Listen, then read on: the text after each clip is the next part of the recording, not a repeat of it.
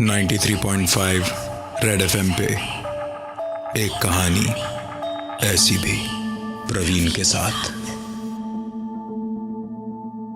भोपाल से रितेश कोटा आया आईआईटी की प्रिपरेशन के लिए कोचिंग करने। रितेश बचपन से ही पढ़ाई लिखाई में बहुत तेज था। क्लास में हमेशा फर्स्ट आता। दिन का सारा वक्त उसका पढ़ाई लिखाई में चला जाता, इसलिए उसके ज्यादा दोस्त नहीं थे।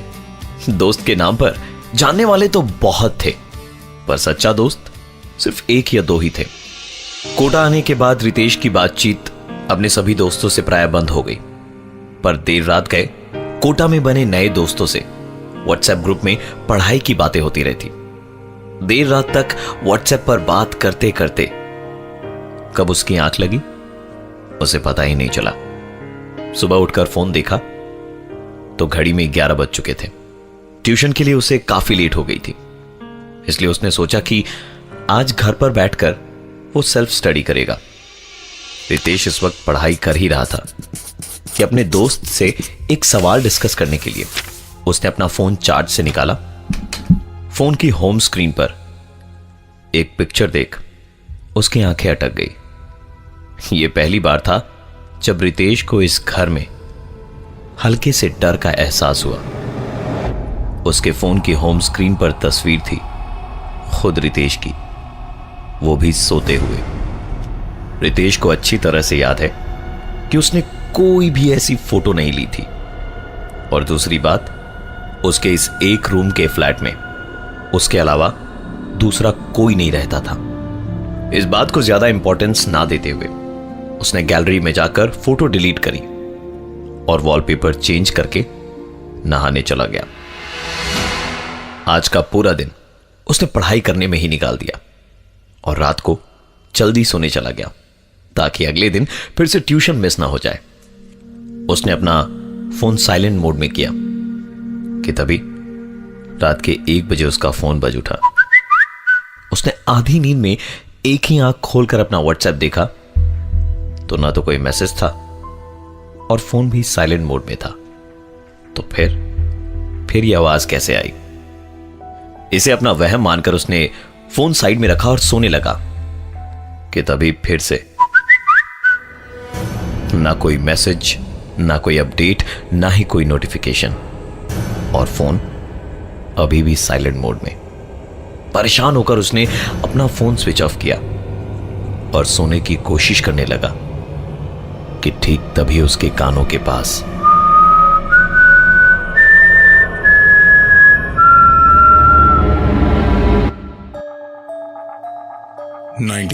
.5 रेड एफएम पे एक कहानी ऐसी भी, प्रवीण के साथ। भोपाल में रहने वाला रितेश अपने सारे दोस्तों को पीछे छोड़ कोटा में आईआईटी की प्रिपरेशन करने आया। देर रात उसका फोन बजा। चेक करने पर कोई मैसेज नहीं था।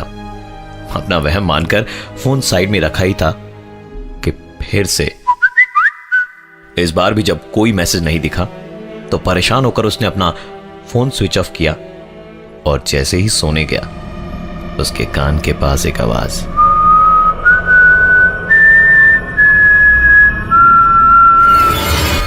रितेश अपने बिस्तर से उठकर बाहर भागना चाहता था, पर वो अपनी जगह से हिल भी नहीं पा रहा था।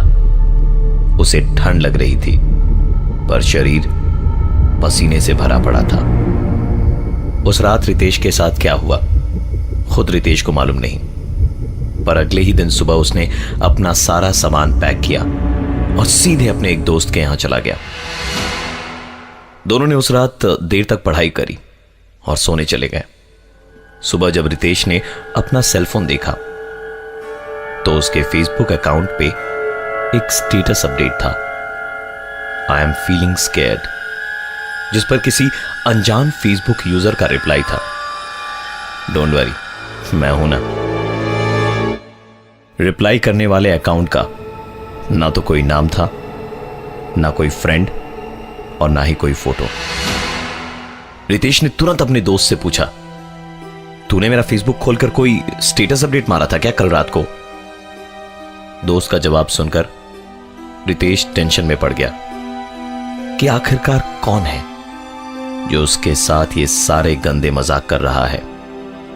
उसके इन सवालों का जवाब उसके पास नहीं था, इसलिए इन सब पर दिमाग न लगाकर उसने पढ़ाई की तरफ ही ध्यान देना बेहतर समझा और ज्यादातर समय वो अपना फोन स्विच ऑफ ही रखता।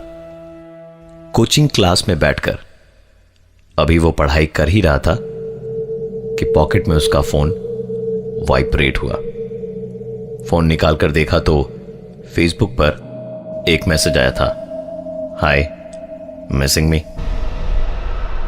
क्लास में बैठे बैठे ही रितेश ने रिप्लाई दिया, आप हैं कौन? तो उधर से रिप्लाई आया, आके बताऊं, बस 2 मिनट लगेगा मुझे आने में। न जाने रितेश को कौन सा डर सताया जा रहा था।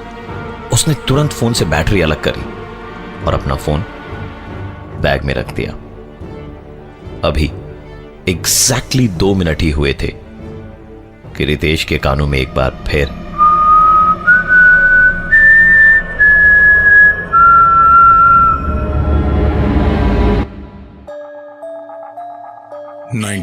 .5 रेड एफएम पे एक कहानी ऐसी भी, प्रवीण के साथ। रितेश कोटा में आईआईटी की प्रिपरेशन करने आया था, पर यहां वो पढ़ाई नहीं कर पा रहा था। देर रात उसका फोन बज उठता, लेकिन फोन पे ना तो कोई मैसेज होता ना कोई नोटिफिकेशन। फेसबुक पर कोई अनजान आदमी उसे मैसेज करता। परेशान होकर वो अक्सर अपना फोन स्विच ऑफ रखता, पर उसका भी कोई फायदा नहीं हो रहा था, क्योंकि जब फोन बंद होता तो आवाज उसके कानों में आती।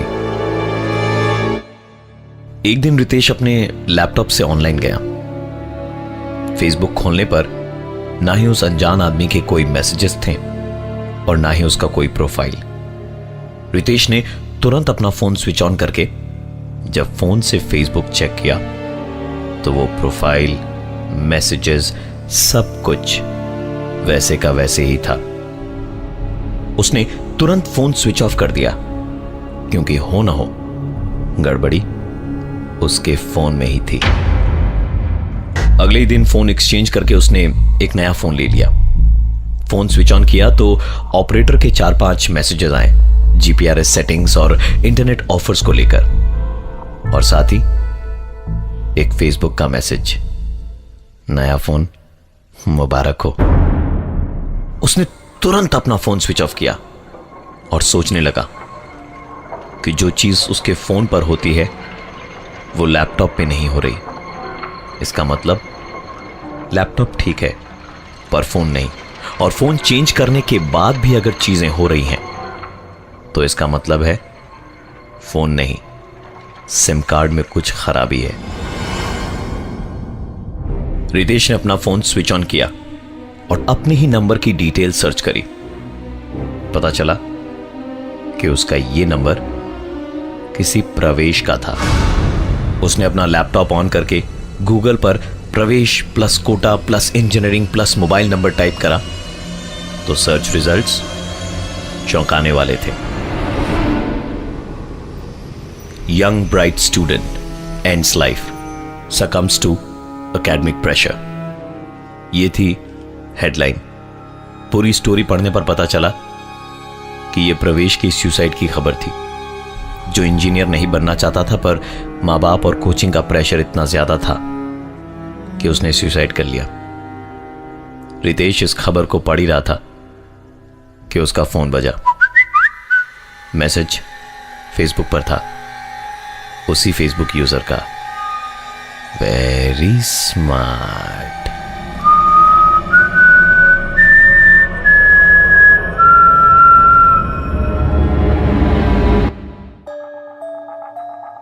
.5 रेड एफएम पे एक कहानी ऐसी भी, प्रवीण के साथ।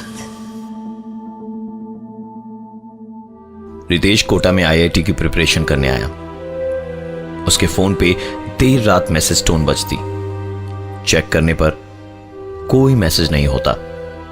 फेसबुक पर कोई उसे मैसेजेस भेजता, जो कि सिर्फ फोन से ऑनलाइन होने पर उसे दिखाई देती, ना कि लैपटॉप से ऑनलाइन होने पर। फोन चेंज करने पर भी जब चीजें जारी रहीं तो पता चला कि नंबर में ही कुछ गड़बड़ है। एक टाइम में यह नंबर किसी प्रवेश का था जो इंजीनियर नहीं बनना चाहता था, और पढ़ाई लिखाई के चक्कर में उसने प्रेशर में आकर सुसाइड कर लिया। रितेश ने यह नंबर डीएक्टिवेट कराकर सिम कार्ड कंपनी में लौटा दिया और एक नया सिम कार्ड ले लिया। नए नंबर के आने के बाद रितेश के साथ यह सारी घटनाएं बंद हो गई थी। रितेश का पूरा ध्यान अब पढ़ाई की ओर था, और इसी बीच उसका एक नया दोस्त बना आरिफ।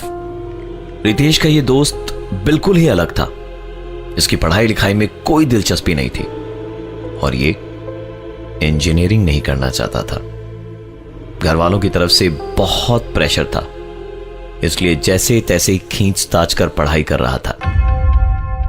कोचिंग के टेस्ट सीरीज का रिजल्ट आया तो आरिफ उसमें फेल हो गया। रितेश उसे चीयर अप करने उसके घर पहुंचा तो सुना आरिफ फोन पर किसी से झगड़ रहा था।